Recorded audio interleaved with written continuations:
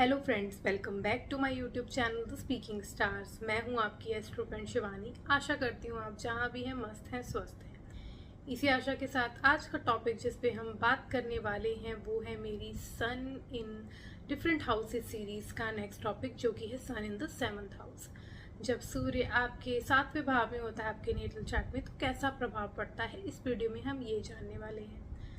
तो उससे पहले जल्दी से मेरे चैनल को सब्सक्राइब, लाइक और शेयर कर दीजिए। आप इसी तरह मुझे प्यार देते रहिए ताकि मैं ऐसे वीडियोस ला सकूं। और अगर आप रीड करवाना चाहते हैं अपनी नेटल जो अपना चार्ट है, कुंडली रीड करवाना चाहते हैं, तो नीचे दिए गए नंबर पर संपर्क भी कर सकते हैं। तो चलिए दोस्तों, शुरू करें आज के वीडियो के साथ। सन, जो कि आपका सोल प्लैनेट हम कहते हैं, आपकी आत्मा को कहते हैं सन। आपका आत्मा कारक जो हाईएस्ट डिग्री जो जिस भी प्लैनेट की होती है उसको कहते हैं, लेकिन नेचुरली ही सन आपकी जो है वो आपकी जो सोल है। तो आपका जो पर्पस होता है लाइफ में वो आपके इसी हाउस से रिलेटेड चीज़ों में होता है जहाँ पे सन होता है।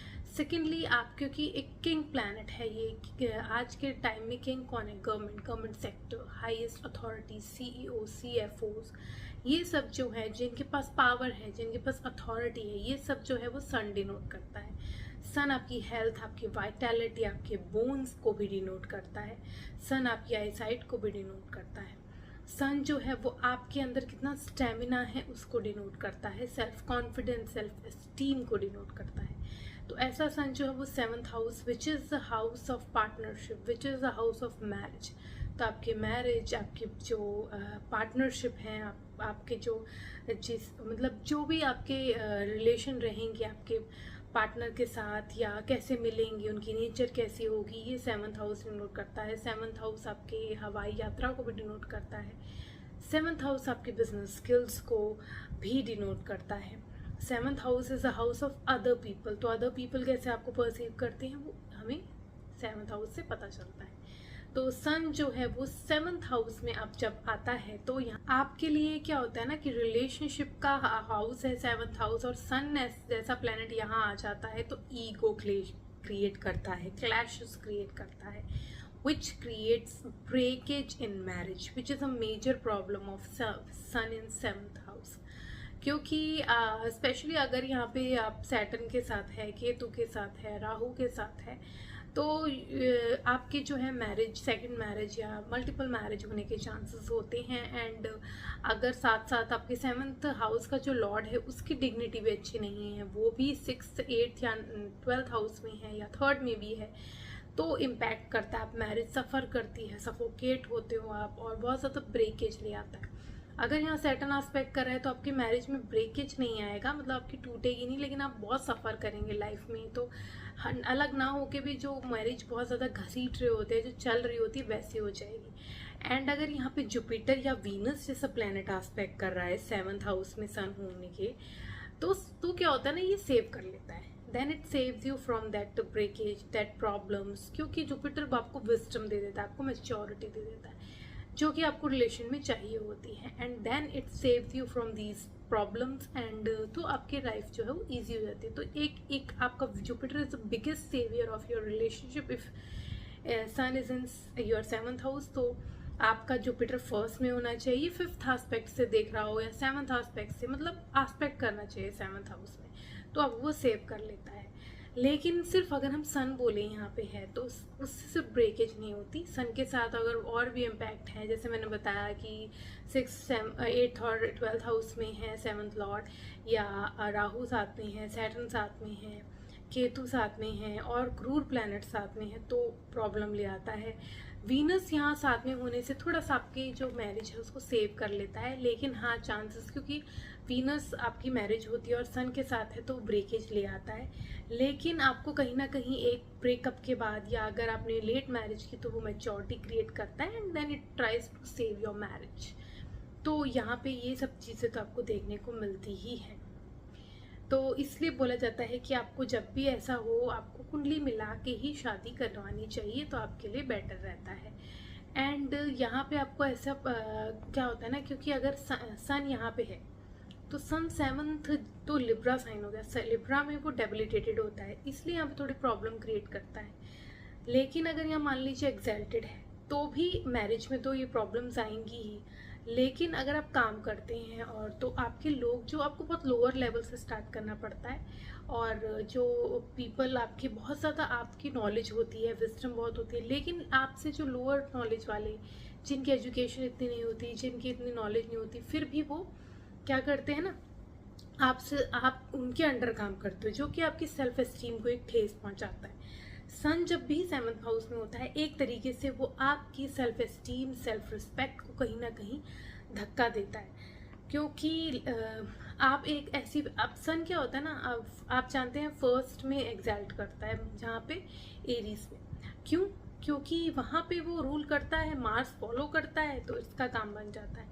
लेकिन जब आप पीपल के बीच आ गए हो 7th हाउस में, जहाँ पे लिब्रा का साइन ओरिजिनली है, तो वहाँ योर पीपल, आप लोगों के बीच में आप जाके बोलोगे, ऑर्डर दोगे, तो वो कहेंगे क्यों हम तेरी बात माने भाई। सन क्या करता है? ऑर्डर देता है। वो लोग नहीं मानते, वो कहते हैं कि हमको तो पहले करके दिखा। तो अगर मान लीजिए सन यहाँ एग्जैल्टेड है 7th हाउस में, तो क्या होता है ना, इंसान धीरे धीरे लोग उसकी बात मानने लगते हैं, धीरे धीरे वो अपना एम्पायर बिल्ड कर लेता है। लेकिन अगर यहाँ डेबिलिटेटेड है, तो आप देखते हैं कि लोग इस पे हंसते हैं, लोग इस पे हंसते हैं कि क्या बात कर रहा है, या हमारे को ऐसे बता रहा है, तो इनको अच्छा नहीं लगता, and then they become ruthless. फिर क्या होता है ना, दे आर वेरी लाइक, उनको अपने सेल्फ कॉन्फिडेंस पे ठेस पहुंचती है, and then they try to rule them, जो अपनी फोर्स के थ्रू या कैसे भी कॉशन के through they try to make their जो ऑर्डर होता है उनको फॉलो करवाना चाहते हैं, जो कि प्रॉब्लम ले आता है। क्योंकि फिर ये एक हिटलर वाली जो क्वालिटी हो गई, वो हो गई, क्योंकि आप डिक्टेटरशिप दिखा रहे हो। आपके लिए आप लोगों को कन्विंस करना है, लेकिन अगर लोग नहीं मान रहे तो आप उनको फोर्सफुली करवा रहे हो, तो वो एक डिक्टेटरशिप आ जाती है। यहाँ के जो बिजनेसमैन होते हैं वो बहुत रुथलेस होते हैं, उनको नहीं फ़र्क पड़ता कि कोई क्या सोच रहा है, इनको आइडियाज़ होते हैं, वो उसको इम्प्लीमेंट करने में लग जाते हैं, because sun is using their power in implementing ideas. 7th house is also about business, तो वो अपने बिजनेस में, वो अपने जो काम है वो बस बिजनेस स्किल्स में लग जाता है, उस देखता नहीं है आगे पीछे। तो रिलेशनशिप के साथ साथ यहाँ पे भी ऐसा नहीं है कि नॉलेजेबल नहीं होती, नॉलेजेबल होते हैं, लेकिन इनकी वो इतनी ठेस पहुँच गई होती है, लोग इनकी आइडियाज़ पे हंसते हैं, इनकी बात नहीं मानते, क्योंकि इनकी सफरिंग्स बहुत ज़्यादा हो जाती हैं लाइफ में। Slowly they build up the empire, specially अगर एग्जैल्टेड है, तो आप देखेंगे कि लोग इनकी बात मानते हैं, धीरे धीरे ये जो है वो उसी जहाँ जो इनको चाहिए होती है डेजिग्नेशन, वहाँ पहुँच जाते हैं, तो वो हेल्पफुल इनकी हो जाती है किसी तरीके से। अब क्या होता है ना, जैसे मैंने बताया, अगर जुपिटर एस्पेक्ट कर रहा है, तो आपके लाइफ में आपका जो पार्टनर है वो फिर आपका सपोर्ट करता है, आपकी सेटिस्फैक्शन मिलती है रिलेशन में, क्योंकि काफ़ी अंडरस्टैंडिंग क्रिएट हो जाती है, तो आपको एक सपोर्ट, एक जो नीड होती है रिलेशनशिप में, वो मिल जाती है, और बैलेंस्ड आउट वो आपका रिलेशनशिप हो जाता है। यहाँ पे क्या है ना कि आपका जो, अगर आप एक बिजनेस पर्सन है, तो मैंने बताया बहुत ज़्यादा रुथलेस पर्सन हो जाते हैं, और आपको यहाँ पे बहुत ही ध्यान रखनी चाहिए, क्योंकि फर्स्ट हाउस में एस्पेक्ट भी कर रहे हैं, तो आपके एंगर इश्यूज पे आपको कंट्रोल रखना चाहिए। एंड सेकेंडली, आपको बहुत ज़्यादा तीखा ऐसी चीज़ें, चटपटी चीज़ें या बहुत ज़्यादा तेल वाली चीज़ें नहीं खानी चाहिए, because it will harm you, it will increase your cholesterol level और प्रॉब्लम्स क्रिएट कर सकता है, तो इस चीज़ से थोड़ा सा बच के रहना चाहिए। और साथ ही साथ आपके, क्योंकि यहाँ पे होता है, तो आपको अपने, क्योंकि सन जो है ना वो 7th हाउस में जब होता है, तो आपके एंसेस्टर से कहीं ना कहीं रिलेशन क्रिएट करता है, तो आपको रिस्पेक्ट करनी चाहिए, पूजा करवानी चाहिए उनसे रिलेटेड। अगर कोई प्रॉब्लम आ रही है, तो अपने जितनी पूर्वजों की रिस्पेक्ट करेंगे उतना आपको फल अच्छा मिलेगा। अपने फादर की बहुत ज़्यादा रिस्पेक्ट रखनी चाहिए, उनके साथ कोऑर्डिनेशन रखना चाहिए, क्योंकि आपके फादर का भी यहाँ पे कार्मिक रोल प्ले होता है।